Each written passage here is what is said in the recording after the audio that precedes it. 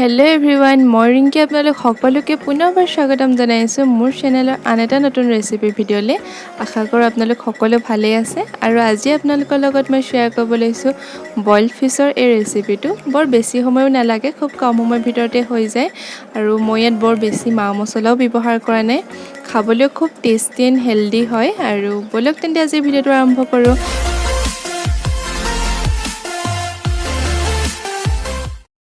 Boil ফিছৰ ৰেচিপিটো বনাবৰ কাৰণে মই এইফালে দুটা ডাঙৰ চাইজৰ বিলাহী আৰু দুটা মিডিয়াম চাইজৰ পিঁয়াজ এনেদৰে কাটি লৈছোঁ।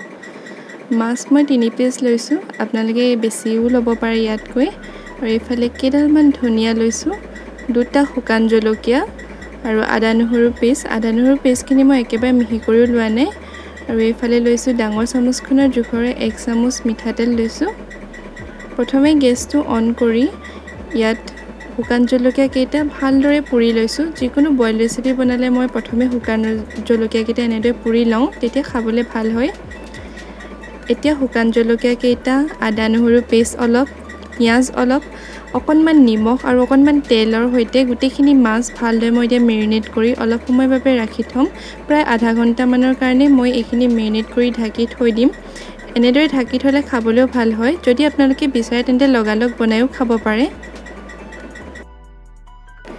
এইফালে গেছত এখন পেন পাতি থৈছোঁ আৰু এইখন অলপ গৰম হৈ অহাত ইয়াত মাছ 3 পিচ মই লাহে লাহে দি দিছোঁ।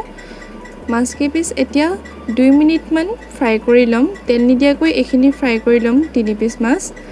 আৰু এয়া চাওক, তেল মই যিখিনি তেল লৈছিলোঁ মাছখিনিত মেৰিনেট কৰোঁতে সানিবলৈ, সেই গোটেইখিনি তেল মই নল'লোৱে, আধাখিনিহে ল'লোঁ। আৰু আপোনালোকেও পাৰিলে তেলটো একেবাৰে কমেই ইউজ কৰিব। এইখিনিতে প্ৰায় 2 মিনিটমান ফ্ৰাই কৰি ল'ম আৰু লাহে লাহে লৰাই লৈছোঁ যাতে মাছখিনি ভাঙি নাযায়। 3 পিচ অলপ অলপ ৰঙচুৱা হৈ আহিছে আৰু অকণমান এইখিনি ফ্ৰাই কৰি ল'লে হৈ যাব। ফ্ৰাই কৰোঁতে মই গেছৰ ফ্লেমটো একেবাৰে কম কৰি ৰাখিছিলোঁ।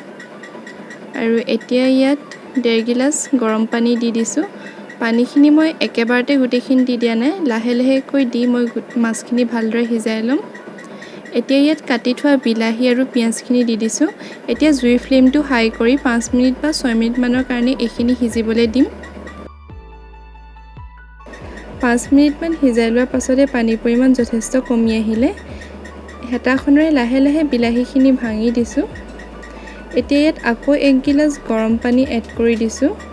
আৰু এইবাৰ গৰম পানী দিয়াৰ পাছতে জুইৰ ফ্লেমটো একেবাৰে কম কৰি 10 পৰা 15 মিনিট সময় ঢাকন দি এইখিনি সিজিবলৈ থৈ দিম।